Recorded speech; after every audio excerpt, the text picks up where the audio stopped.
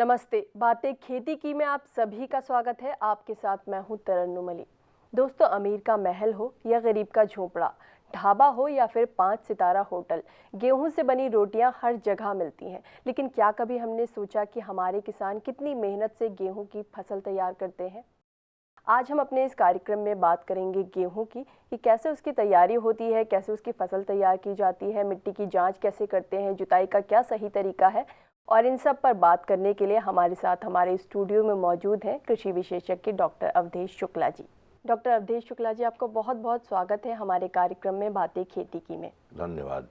Doctor Awadhesh Shukla, हम आज बात करेंगे गेहूं की। अगर कोई किसान गेहूं की फसल लगाना चाह रहा है तो सबसे पहले मैं जानना चाहूंगी कि जो गेहूं है वो किस किस्म की मिट्टी में सबसे अच्छा उसकी जो फसल होती है वो सबसे अच्छी तैयार हो जाती है? गेहूं के लिए सबसे उपयुक्त मिट्टी दोमट या बलुआ दोमट मिट्टी इसके लिए सबसे उपयुक्त होती है। ऐसी भूमि जो समतल हो और जिसमें वायु का संचार भली भांति हो रहा हो, ऐसी मिट्टी गेहूं के लिए बहुत ही उपयुक्त है। गेहूं की जो मिट्टी होती है उसकी तैयारी का सही तरीका क्या है? किन चीज़ों का हम ख्याल रखें उसकी मिट्टी तैयार करते वक्त? जिस खेत में हमको गेहूं की उपज लेनी है, सर्वप्रथम उसमें 2-3 जुताइयाँ मिट्टी पलटने वाले हल से करनी चाहिए। और यदि मिट्टी पलटने वाला हल नहीं है तो ट्रैक्टर द्वारा संचालित डिस्क हैरो से हम 2-3 सिंचाइयाँ करते हैं और उसके बाद मिट्टी को भुरभुरा कर लेते हैं। ऐसी दशा में जहाँ पर नमी कम महसूस हो तो उस समय पलेवा करके और उसके बाद फिर जो है कल्टीवेटर से जुताई करके, हर जुताई के बाद पाटा लगा करके भूमि जो है वो हमारी भुरभुरी भी हो जाती है और उसमें वायु का संचार भी बहुत अच्छा होता है।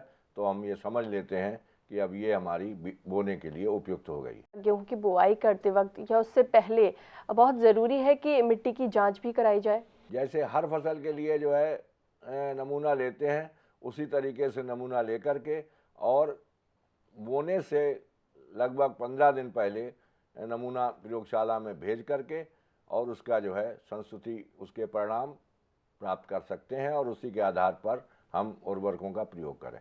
जैसे आप बता रहे हैं कि मिट्टी की जांच के लिए उसका एक नमूना लिया जाता है मिट्टी का, तो ये नमूना लेने का सही तरीका क्या है? कैसे किसान ले सकते हैं? क्या ये नमूना वो खुद ले सकते हैं या इस नमूनों को लेने के लिए किसी वैज्ञानिक या विशेषज्ञ की ज़रूरत है? देखिए, विशेषकर किसी वैज्ञानिक की आवश्यकता नहीं है। जहाँ पर अगर वैज्ञानिक उपलब्ध हो तो उसको बताए हुए के अनुसार ही नमूना लिया जा सकता है और इसमें कोई बहुत टेक्निक नहीं है, किसान भी इसका नमूना ले सकता है। तो इसके लिए 2-3 बातों पर ध्यान रखें। पेड़ के नीचे से नमूना ना लें, खेत का में अगर कोई खाद का ढेर लगाया हुआ पहले से तो वहाँ नमूना ना लें और पेड़ के पास से नमूना न लें। ऊंची ज़मीन और नीची ज़मीन अगर ढालू है तो ऊंची ज़मीन का नमूना अलग लें और नीची ज़मीन का नमूना अलग लें। ये इसलिए ज़रूरी है कि हमारी 1 एकड़ से जो हम एक नमूना लेते हैं तो 1 एकड़ की जो मिट्टी होती है, जो ऊपर का परत जो जिसका उर्वरा स्तर के आधार पर हम जो जांच करते हैं, वो 2 मिलियन पाउंड साफ 2 लाख जो है पाउंड मिट्टी जो है उसको हम केवल 50 ग्राम मिट्टी से रिप्रेजेंट करती हैं। इसलिए इन सतर्कताओं की आवश्यकता है। अब जिस खेत से 1 एकड़ से नमूना लेना है उसमें से 8-10 जगह से, ताकि पूरे खेत की मिट्टी जो है उसमें हो जाए, 0 से 6 इंच गड्ढा खोद करके निकाल लेते हैं और निकालने के पश्चात उसको अच्छी तरीके से मिला करके और उसके 4 भाग कर देते हैं। ऐसे इस तरीके से फिर हम उनको 2 भाग रह जाते हैं, उनको फिर मिलाते हैं और इस तरीके से जब हमारी 1 किलो की करीब मिट्टी रह जाती है तो उसमें से 500 ग्राम मिट्टी ले करके हम प्लास्टिक की थैली में लेते हैं और प्लास्टिक की थैली को फिर हम कपड़े की थैली में डाल करके 2 टैग लेवल, एक थैली के भीतर और एक थैली के बाहर डाल करके और फिर हम जो है प्रयोगशाला में भेज देते हैं। वहाँ पर ये जा कर के वैज्ञानिक तरीके से पहले 2 मिलीमीटर की सीप से छानी जाती है और उसके बाद सर्वप्रथम अम्लानुपात, उपलब्ध नाइट्रोजन, उपलब्ध फास्फेट और उपलब्ध पोटाश की जांच की जाती है और उन परीक्षणों के आधार पर जो मृदा का उर्वरा स्तर होता है उसी के अनुसार हम हर फसल के लिए जिसकी आपने डिमांड की है उसके लिए हम संस्तुति प्रदान करते हैं। जैसे हम अवधेश शुक्ला जी मिट्टी की बात कर रहे हैं, तो मैं एक चीज़ ये जानना चाहती हूँ कि जो हमारे देश के अलग अलग हिस्से हैं वहाँ एक तरह की मिट्टी नहीं होती, हर जगह अलग किस्म की मिट्टी होती है। तो क्या हर जगह एक ही किस्म का गेहूं बोया जाता है या फिर मिट्टी के हिसाब से उस पर किस्म निर्भर करती है? देखिए, भारत एक विशाल देश है और यहाँ की जलवायु अलग अलग क्षेत्रों के अनुसार जलवायु में परिवर्तन होता है और वर्षा में भी परिवर्तन हो जाता है। पूर्वी क्षेत्र में बरसात कुछ और होती है, तो जो हमारा दक्षिणी पश्चिमी शुष्क क्षेत्र जिसे कहते हैं उसमें कुछ बरसात कम होती है। इसलिए कृषि विश्वविद्यालयों ने अपने शोध कार्यों के आधार पर हमारे भारतवर्ष को कई क्षेत्रों में विभाजित कर दिया है और उसी के अनुसार जो जातियां संस्कृत की हैं उन्हीं जातियों को हमें बोना चाहिए। तो बहावर और तराई क्षेत्र में हमारा जो है वो UP 2338, WH 542, PBW 343, UP 2382, HD 2687, के 9107, PBW 502, के 9006 ये जातियां जो हैं वो भावर और तराई क्षेत्र के लिए संस्तुत की गई हैं। तो भावर और तराई क्षेत्र में अक्टूबर का द्वितीय सप्ताह जो है, द्वितीय पक्ष जो है वो बहुत ही बुवाई के लिए उत्तम होता है और इन्हीं जातियों के साथ बुवाई करें।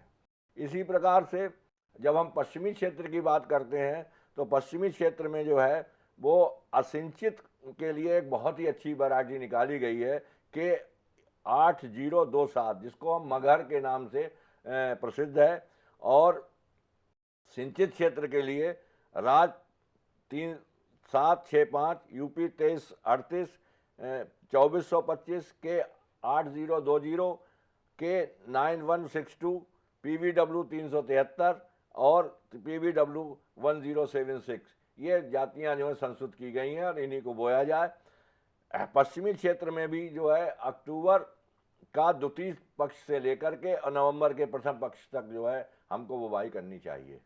हम मध्य मैदानी क्षेत्र में आ जाते हैं, जो राज 3765, यूपी 2338, 2425, के 8020 ये जातियां जो हैं वो बहुत ही उपयुक्त मानी गई हैं। हमारा जो विशेष क्षेत्र है वो है दक्षिणी पश्चिमी क्षेत्र, जिसको हम अर्ध शुष्क क्षेत्र कहते हैं, जहां बरसात बहुत कम होती है और ये हमारा जो है राजस्थान से मिला हुआ बॉर्डर है, जिसमें अलीगढ़, हाथरस, मथुरा, आगरा, फिरोजाबाद, मैनपुरी, एटा ये हमारे ज़िले यूपी में आते हैं। इनके लिए जो है विशेषकर जो है असिंचित क्षेत्र के लिए जो है के 8027, के 9351 या BW 533 ये जो है इनको हमने संस्तुत किया गया है। और जहाँ पर हम ये देख लें कि हमारी जुताई भी हमने की है, सब कुछ किया है, लेकिन हमारा धान की खेती के बाद अगर हम लगाते हैं और धान में अगर हम लेट हो गए हैं तो विलम्ब से जो अगर बुवाई करते हैं तो विलम्ब से बुवाई भी 25 दिसंबर तक प्रत्येक अवस्था में कर देनी चाहिए। हमारी ऊसर या क्षारीय भूमि के लिए जातियां ही अलग से संस्तुत की गई हैं, जिसमें हमारी KRL 1, KRL 2, KRL 3, KRL 4, के 8434, NW 1067, KRL 19, KRL 210 और KRL 213 ये स्पेशली जो है वो क्षारीय ऊसर भूमि के लिए ही हैं और इन्हीं को बोया जाए। जो सामान्य जातियां जो संस्तुत की जाती हैं, अगर उन जातियों को हम बोएंगे तो हमारी पैदावार हमको प्राप्त नहीं होगी। ये जो आपने हमें किस्में बताई गेहूं की, अगर हम ये क्षारीय मिट्टी में लगाएं तो अच्छी फसल होगी? हाँ, ये स्पेशली जो है वो क्षारीय मिट्टी के लिए ही संस्तुत की गई हैं कि क्षारीय मिट्टी यदि है तो उनमें इन्हीं जातियों का प्रयोग करें। शुक्ला जी, ये तो बात हो गई क्षारीय मिट्टी में हम गेहूं की अच्छी पैदावार कैसे ले सकते हैं, किन किस्मों का इस्तेमाल कर सकते हैं जो किस्में सिर्फ क्षारीय मिट्टी के लिए ही बनाई गई हैं। लेकिन इससे पहले हमने बात करी मिट्टी की जांच की। तो किसान ने अगर मिट्टी की जांच करवा ली है, उसे पता चल गया है कि मिट्टी में किन तत्वों की कमी है या कौन से तत्व ज़्यादा हैं, तो क्या जुताई से पहले हम वो तत्व मिला सकते हैं मिट्टी में? मृदा परीक्षण के आधार पर नाइट्रोजन, फास्फोरस, पोटास और गंधक व जिंक की संस्तुति प्रायः दी जाती है। तो सर्वप्रथम तो मैं ये कहूँगा कि उर्वरकों के प्रयोग से पहले यदि हमको सर्वोत्तम उपज, बहुत अच्छी उपज प्राप्त करनी है, तो 60 क्विंटल पर हेक्टर गोबर की खाद खेत की तैयारी करते समय पहली ही जुताई में इसको डाल करके खेत में मिला देना चाहिए। तत्पश्चात जो मृदा परीक्षण के आधार पर हमको संस्तुति दी गई है, जितनी मात्रा हमको नाइट्रोजन, फास्फेट, पोटास, गंधक और जिंक की दी गई है, उसके आधार पर अगर हमने उसको खेत में पहले से नहीं मिलाया है, तो ये परम आवश्यक है कि गेहूं के बीज के साथ कभी भी उर्वरक का संपर्क नहीं हो। तो इसके लिए यदि हम देसी हल से जुताई करते हैं तो उसमें नाई या चोंगा का इस्तेमाल करते हैं, जो हल के साथ बंधा हुआ होता है, और उस पर नाई चोंगा में हम उर्वरक डालते हैं और मैन पावर के द्वारा हम उसमें बीज डालते हैं। जैसे आपने एक बात कही, जो उर्वरक है वो बीज जो गेहूं के हैं उसके संपर्क में नहीं आने चाहिए, तो इसके पीछे क्या वजह है और अगर संपर्क में आ जाते हैं तो उसका क्या फल होगा? देखिए, उर्वरक में जब विघटन होता है, जैसे यूरिया है, यूरिया अमोनियम और नाइट्रेट में जो है इसका विघटन होता है और पौधा इसको जो है वो बाद में घोल के रूप में जो पौधा बाद में लेता है। तो ये जो गैसेस बनती हैं, इसका अंकुरण पर विपरीत प्रभाव होता है, इसलिए जमाव प्रतिशत जो है वो कम हो जाएगा। डायरेक्ट जो है अगर सीधे संपर्क में अगर उसके बीज के आता है तो। जैसे मैदानी क्षेत्र है या पहाड़ी क्षेत्र है, तो क्या यहाँ पर जुताई का तरीका भी अलग होता है? मैदानी क्षेत्रों में जो बड़े किसान हैं, वो उनको बुवाई वैज्ञानिक तरीके से वो बुवाई करते हैं और उसमें सीड ड्रिल का प्रयोग करते हैं, और सीड ड्रिल में फर्टिलाइज़र का अलग होता है और बीज का उसमें अलग होता है, और उसके आधार पर बीज की मात्रा निर्धारित कर दी जाती है। उसी हिसाब से पर हेक्टर उसमें बीज भी पड़ जाता है, और जो है उर्वरक भी उसमें जो हमको डालना है उर्वरक, उसी हिसाब से उसमें उर्वरक का भी वितरण हो जाता है। मैदानी क्षेत्रों में जहाँ पर विलम्ब से पकने वाला धान हम जब के बाद गेहूं लेते हैं, तो ऐसी दशा में हमारे जो है वैज्ञानिकों ने द्वारा एक यंत्र का इस्तेमाल किया है ताकि हमारा विलम्ब ना हो, क्योंकि कृषि अनुसंधानों के आधार पर ये जनवरी में जब हम विलम्ब से बुवाई करते हैं तो एक सप्ताह में 4-5 क्विंटल प्रति हेक्टर हमारी जो है पैदावार कम हो जाती है। तो इस विलम्ब से बचने के लिए एक यंत्र का प्रयोग करते हैं जिसका नाम है रोटावेटर। ये रोटावेटर जो है वो एक ही बार में जुताई भी कर देता है, उसी समय बुवाई भी हो जाती है, सारे काम सब एक साथ हो जाते हैं। इससे जो विलम्ब होना होता है वो विलम्ब ना होकर के हम समय से बुवाई कर लेते हैं। अब रहा पहाड़ी क्षेत्र की बात, तो पहाड़ी चूँकि स्वाभाविक है कि ढालू होते हैं, तो ऐसी दशा में बहुत छोटे छोटे खेत ये इनके बनाए जाते हैं। तो वो जहाँ पर थोड़ा थोड़ा बीज जो है उसको समतल करके आगे से पत्थर लगा करके और इस तरीके का कर लेते हैं ताकि बरसात होने पर भूमि का कटाव ना हो। अब ऐसी दशा में यहाँ पर हम ट्रैक्टर का इस्तेमाल नहीं कर सकते हैं, यहाँ ट्रैक्टर फार्मिंग नहीं हो सकती। तो ऐसी दशा में जिनके खेत कुछ थोड़ा बड़े होते हैं वो तो बैलों के द्वारा उसकी जुताई करते हैं, और जो खेत बहुत छोटे होते हैं तो उनको वो कसी और फावड़े से जो है खुदाई करके और उनको मिट्टी में भुरभुरा कर लेते हैं, और भुरभुरा करने के बाद उसमें खाद डाल करके और उसके पश्चात उर्वरक और इनका इस्तेमाल करके और बुवाई करते हैं। जब हम गेहूं की बुआई करते हैं या किसी भी फसल की जब बुआई करते हैं तो बहुत ज़्यादा लोगों की खेतों में ज़रूरत होती है बुआई करते वक्त, तो क्या कोई ऐसा तरीका है जिससे लोगों की कम ज़रूरत पड़े और जो बीजों की बुआई हो वो भी अच्छे तरीके से हो जाए? यदि हम कृषि यंत्रों का भली प्रकार से प्रयोग करें, अच्छी तरीके से प्रयोग करें, तो हमको किसी भी आदमी की आवश्यकता नहीं होती है।